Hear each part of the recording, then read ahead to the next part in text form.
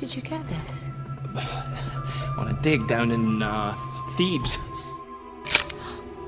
Jonathan? Yes. I think you found something. My research has led me to believe that the city itself may have actually existed. Are we talking about the Hamunaptra? Yes, the city of the dead. Hello, excuse me. We both found your puzzle box. You came to ask me about Hamunaptra. How do you know that the box pertains to Hamunaptra? Because that's where I was when I found it. I was there. Are we going into battle? Lady, there's something out there. Something underneath that sand.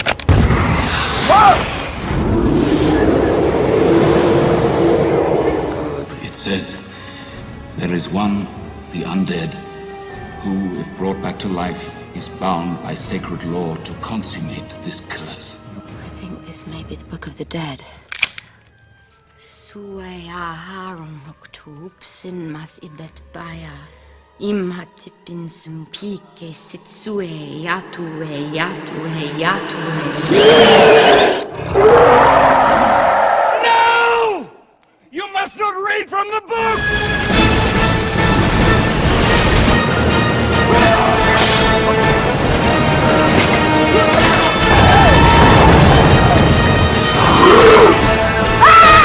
Let's get out of here! Whoa!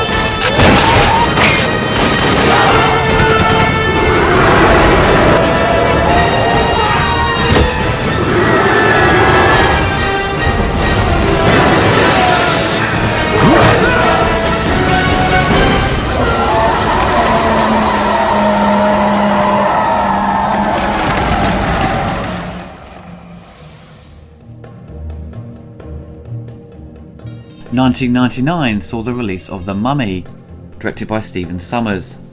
It had a large budget of $80 million and did very well worldwide, bringing in over $400 million.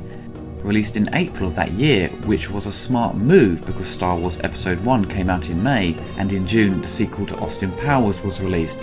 So I think if it was released later in the summer, it probably wouldn't have done as well as it did, down to stiff competition. Universal Studios had been trying to do a remake of their 1932 classic for some time. Horror writer and director Clive Barker was attached at one point to produce a very dark version on a low budget, and even George A. Romero was involved. Joe Dante was the studio's next choice, and he had the idea of casting Daniel Day-Lewis to play the brooding mummy, but the studio wanted to make this remake on a small budget because Joe Dante's ideas were getting bigger and bigger.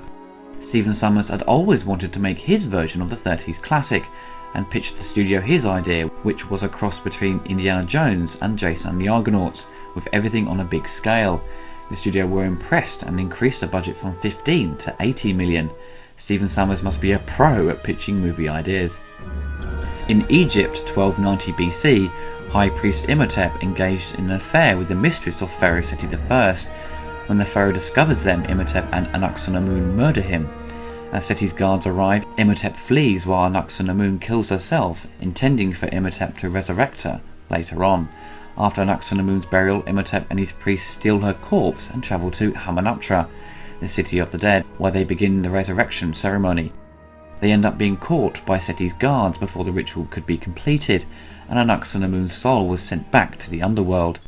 Imhotep's priests were mummified alive, and Imhotep was cursed to immortal agony as he was not only buried alive, but with flesh-eating scarab beetles.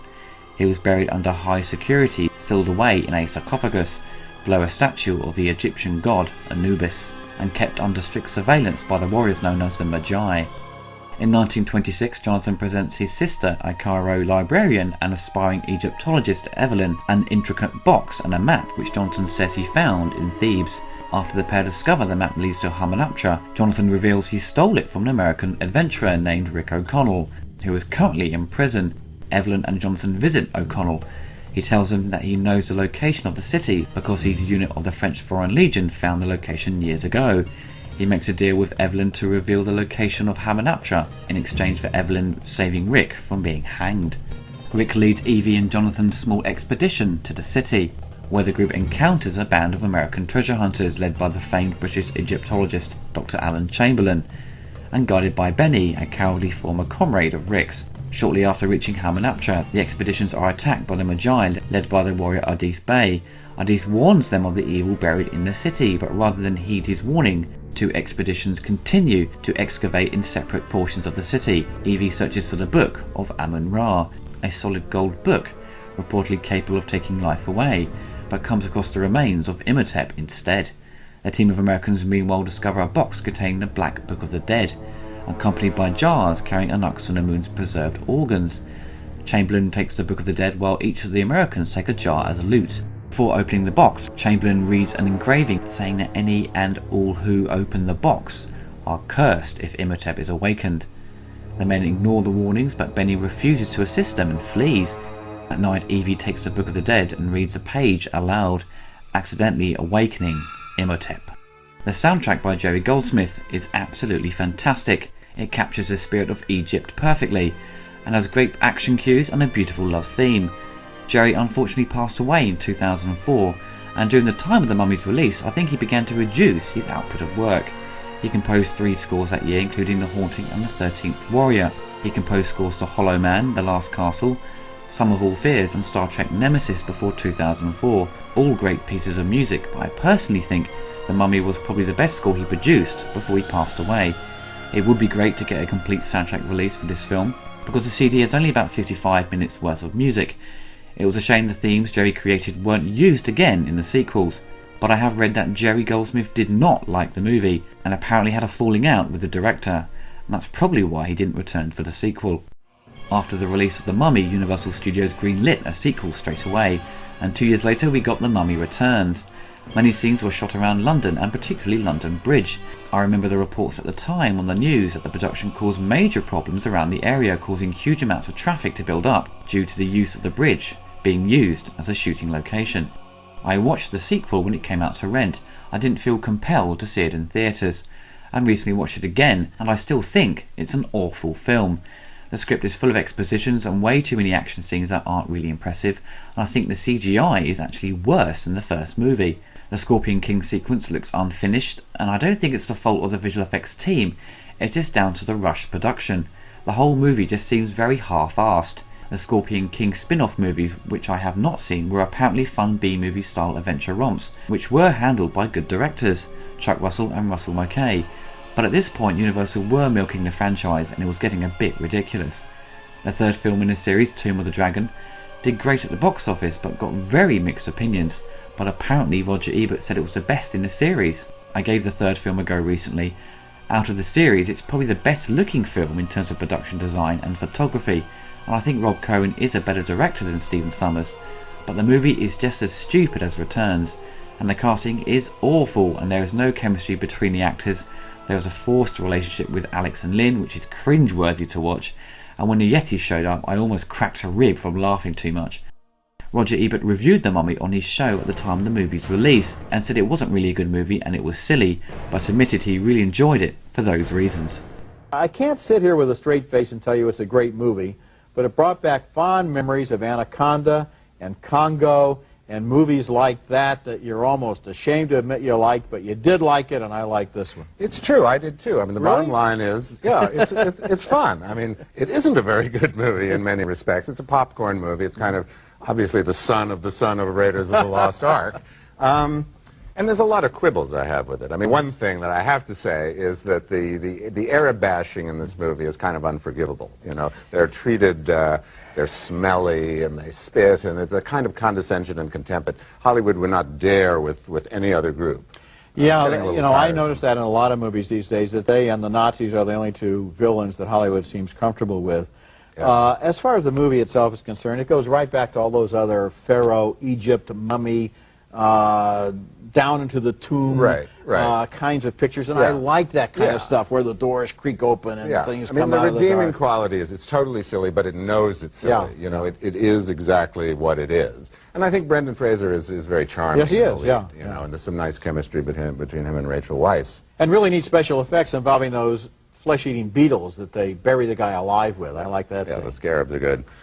The Mummy often gets criticised for being a clone of Indiana Jones, and all I can say is, so what if it is? It doesn't distract your enjoyment of the film or make it unwatchable. The Friday the 13th series has copied a lot from Halloween, but people don't use that comparison as a way to dismiss the series. The movie is silly and fun, and it knows it is. It doesn't attempt to be pretentious or incredibly serious to strike a certain tone. It's a great popcorn movie that should entertain anyone. The cast work really well together, and there is great chemistry between Brendan Fraser and Rachel Weisz. Brendan Fraser does a fine performance as O'Connell, and is charming and funny and seems to be having a lot of fun with the role. Rachel Weisz as Evie does a great job as well. The movie was the first movie I ever saw her in, and since then she's pretty much provided a great performance in all her movie roles over the years. She is a very good actress and extremely likeable in this movie. Andrew Vosloo often plays villains in movies, and in this, his performance is good as usual, but often comes across as a secondary character and doesn't really come into his own till the end of the film. The majority of the time is taken up with a CGI counterpart. The characters in the film have been criticised for being stereotypes, and the Arabs especially are shown as messy people, spitting and generally being unpleasant. But also the British character Jonathan is very much a stereotype, being a posh, spoilt British lad who is very self-centred. But it's all very harmless, and I don't think anyone found it offensive, but probably found the characters to be funny, and which they are. What is that total stench? I think all the characters in the movie are stereotypes. It does come across as lazy writing, but to a worldwide audience it makes it easier for people to identify them. The visual effects in most areas still work, and admittedly they look dated in some sequences, often looking too soft or overly animated, especially on Imhotep, when he is still a rotting corpse. It's a shame director Stephen Sommers hasn't made a decent film after this. Before The Mummy he had directed some good movies, such as the live-action Jungle Book and the fun B-movie Deep Rising, which I recommend everyone should check out. So he does have that talent for taking these B-movie ideas and translating them to big summer blockbusters, but he seems to have lost that touch in balancing it all together.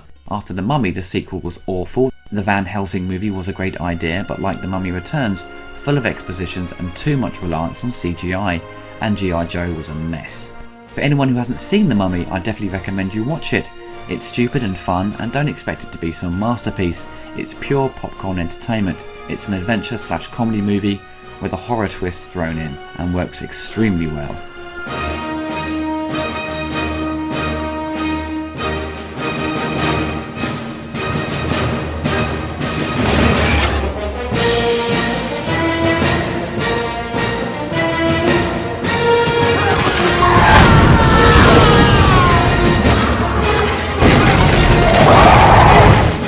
Unleash the creature that we have feared for more than 3,000 years. Relax, I got him. No mortal weapon can kill this creature.